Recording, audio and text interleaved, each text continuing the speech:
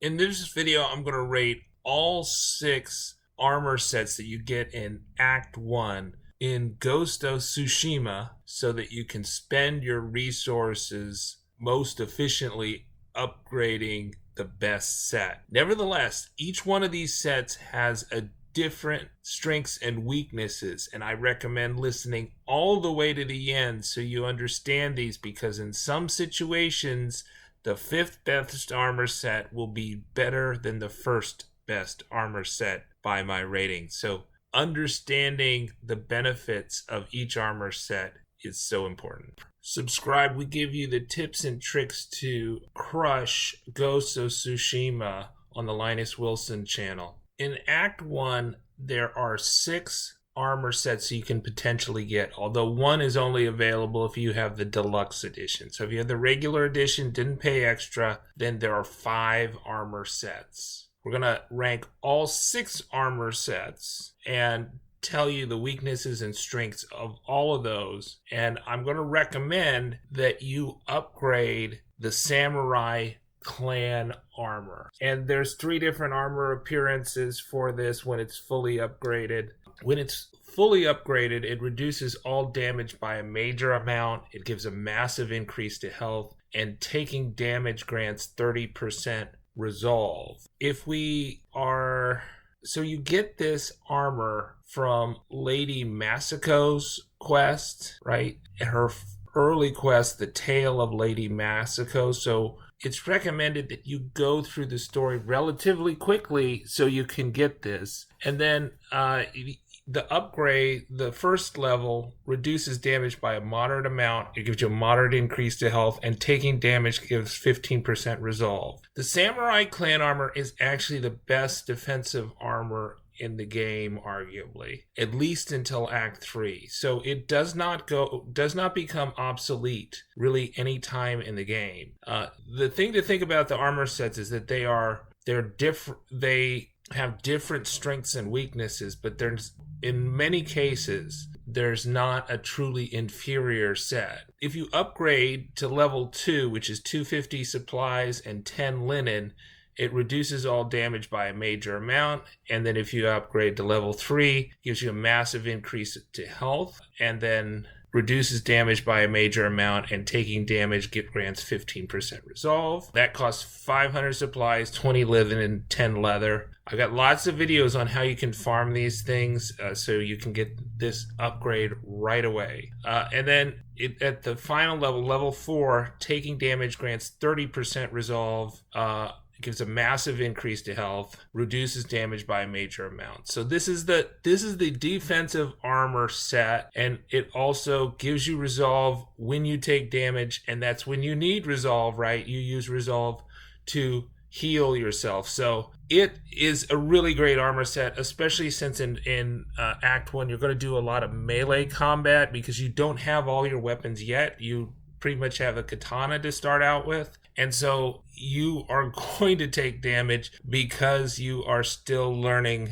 the sword skills. And so it's the defensive armor set. The last upgrade costs 750 supplies, 30 linen, 20 leather, and 6 silk. There's several different dyes that go with it. I think I ended up having 5 different dye sets, but we're not going to worry about dyes here. Okay, so the second best armor set in the game is another one that you get even earlier in Act 1. The second best armor set in Act 1 is called the Traveler's Attire, and it's for running around. It's for exploration. So you get it from the first merchant you talk to in Act 1, right? So as soon as you finish the prologue, talk to a merchant and he'll give you this armor set, and this is better than what you are currently wearing. It tracks artifacts with the guiding wind. Traveling clears 10% more of fog on the map, and the controller will vibrate within 10 meters of an artifact. You upgrade it, traveling clears 20% more of the fog of war on the map. I think it goes up to 30 meters of vibrating, and then level 3 is traveling clears 30% more of the fog of war on the map, and then controller and Traveler's Attire 4 controller vibrates within 60 meters of an artifact. Because the map is all fogged out and you can't see it, it's nice to switch to the Traveler's Attire while you're running around, and then when you get into combat, go to the Samurai Clan armor. So hit options and then switch your armor set. It also allows you to find more of the collectibles, which are harder to find. But sometimes I find that the vibrating for the collectibles is just annoying, and I don't have time to do that. I'd rather progress with the story or progress with clearing Mongol bases.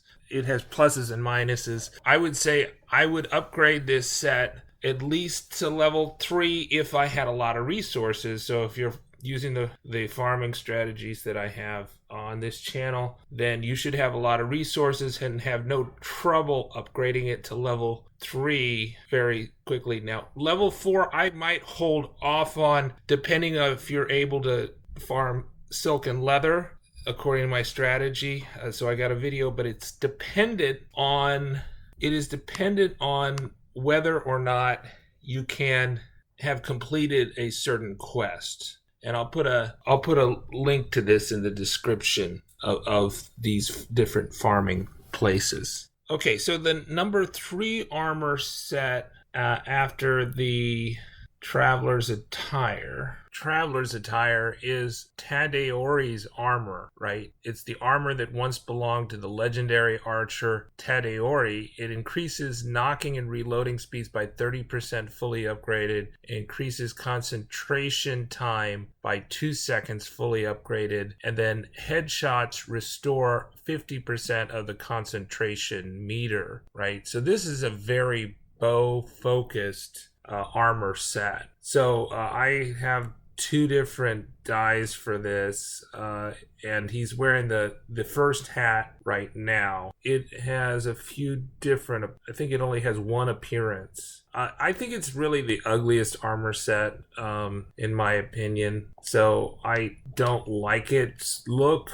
It's also here's with his other hat, the refined hat. It is for someone that's very bow focused, but in that sense that it is, it's superior to the Sakai clan armor if you're going to use the bow a lot and you're going to get a lot of headshots and you're going to use concentration a lot, right? So if your play style is very focused on killing opponents by the half bow or the longbow, then Tadayori's armor is the way to go, right? I think that's a minority of players, especially in Act 1, but you might gravitate toward that more in Act 2 and 3, as you will have your bow hopefully fully upgraded, and you will be you'll have both the half bow and the long bow, and you'll have the exploding arrows and the fire arrows, and have done those side quests to get all that.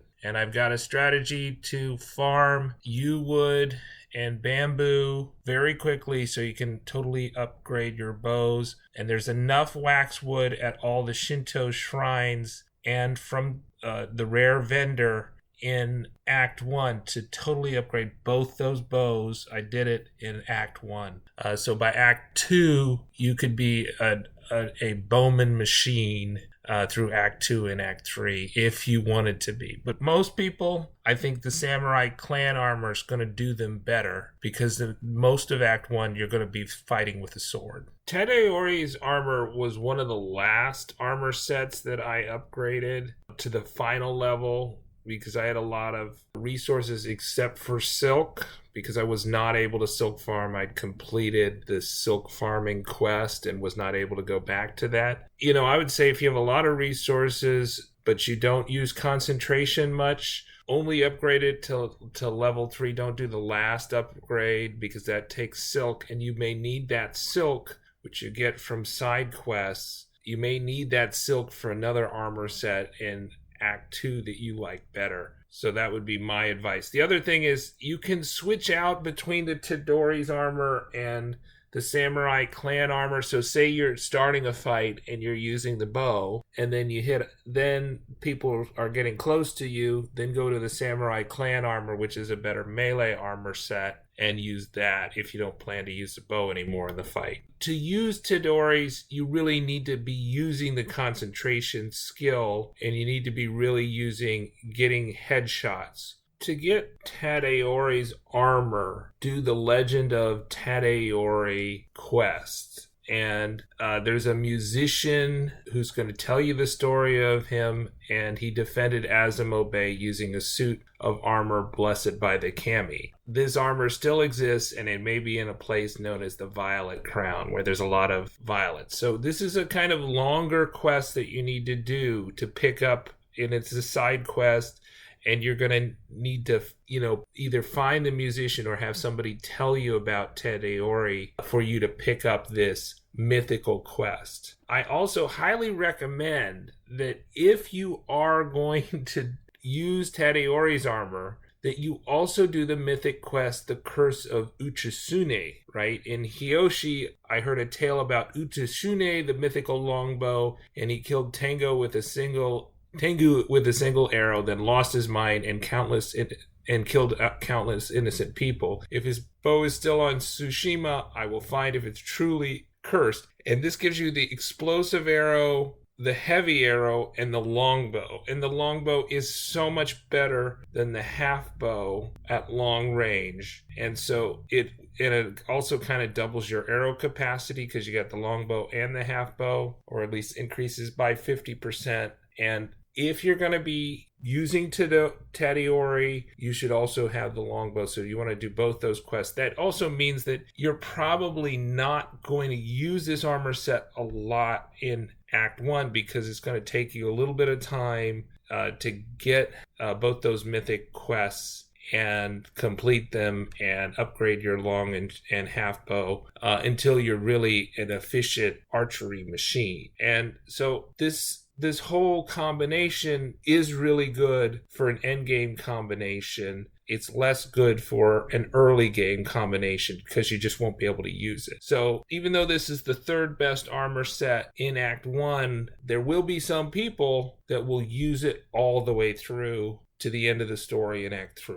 Okay, so the fourth best armor set, in my opinion, in Act 1 is the Hero of Tsushima armor set, which is supposedly worn only by the greatest defenders of Tsushima. It gives a major increase to health, and it reduces all damage by a moderate amount. Now, this is only available to people who paid $10 extra for the digital deluxe edition, or to people who bought the collector's edition. So the physical collector's edition was like $100. Now, it's a very good armor set at the very beginning of the game. So when you pick up the Traveler's Attire at the beginning of Act 1, after the prologue, you can put on the Hero of Tsushima armor. You might even be able to put it on in the prologue. You want to go to your gear menu as soon as you can and put this armor on if you've bought these premium editions, because it is better than the early level Samurai Clan armor. Now, when you get to the second or third level upgrade, it's debatable which one is better if you're at the second level upgrade. After you've gone to the third level upgrade, obviously the Samurai Clan armor is a superior armor set. So this set becomes obsolete fairly early in the game. So you want to use it early in the game just as much as you want to use the technique point you get for buying the premium edition, and you want to use the Charm of Hachiman's Favor that you get for buying the premium edition, because you're going to have this armor set's going to go obsolete, and Charm of Hachiman's Favor is going to go obsolete as you get more charms throughout the game. So equip this early, at least equip it as soon as you start Act 1,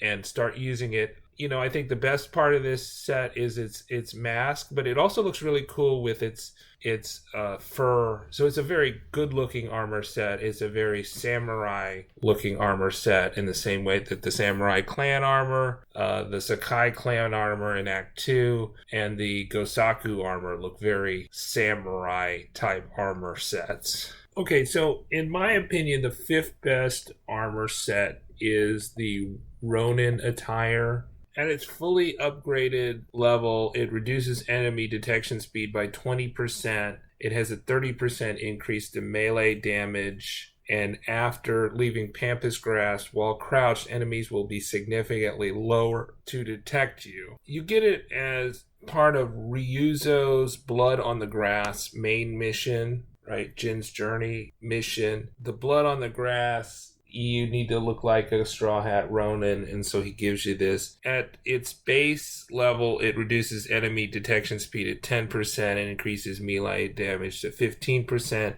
Enemies will detect you much slower after leaving Pampas Grass while crouched. You go to level 2 for 250 supplies and 10 linen. You reduce enemy detection speed by 20%. Upgraded to level 3, increases melee damage by 30%, 500 supplies, 20 linen, 10 leather. And then the fully upgraded level, enemies will detect you significantly slower after leaving Pampas Grass. So that's 750 supplies, 30 linen, 20 leather, and 6 silk. So it's the first stealth armor set that you get in the game. I'd say Ryuzo's quest is kind of midway through the main quests when you get this. This was one of the last armor sets I upgraded, maybe the last, at least all the way to the full level, and I did not use it very much. But if you're struggling on the stealth missions and you're getting noticed a lot, then maybe wearing the Ronin attire and upgrading it is the way to go. You know, some of the hardest missions are the stealth missions where you have to not be seen, or if you're seen that the hostages are killed. So the Ronin attire definitely has its place. And also, if you're a more offensively minded player that you don't want protection out of armor but you want offensive buffs, the Ronin attire is good. Now, arguably, it's going to be obsolete by the time you get the Ghost Armor or the Kensei Armor. Definitely the Ghost Armor, which is end of Act 2, and you can upgrade it in Act 3. Then you're probably not going to wear the Ronin attire versus the Ghost Armor, or even the stealth features of the Mongol commander set in Act 3. So that's why this is it's kind of the fifth best armor set, but it has its place in the same way that Tadayori's armor set has its place. But I think for most players, they're going to want a more defensive set than this. And I think most players will like the look of the more samurai-looking sets like the Sakai Clan in Act 2, which is also more melee offensively focused, or the Gosaku armor set, which is more offensively focused except on stagger damage instead of melee damage. That's why the Ronin is kind of weak on that I think that aesthetically it's not maybe the best. It also doesn't give you the health boosts that the other offensive armor sets do, such as Gosaku and the Sakai Clan armor, which you can get fairly early in Act 2. The sixth best armor set is the Broken Armor set that is worn by Jin in the prologue, and so it's broken because he's defeated. There's no different looks to it. There's no way to dye it. It says it's a samurai armor that has been damaged beyond repair. It has no buffs on it. It has no benefits to it. Like the Hero Tsushima's armor, it is not upgradable. So it's the sixth best. It's the worst armor set of the game. It just keeps Jin clothed. That's it. Take it off as soon as possible. The only reason you would want to wear this is because it has no buffs. Then you want to see what it's like to have actually no benefit whatsoever from what you're wearing. This is the armor set for you. I'm going to leave a discussion and a rating of the Act 2 and 3 armor sets for another video, because this video is so long as it is. Subscribe. We could really use some more subscribers. It won't kill you, samurai, to press the subscribe button. Goodbye, I'm Linus Wilson.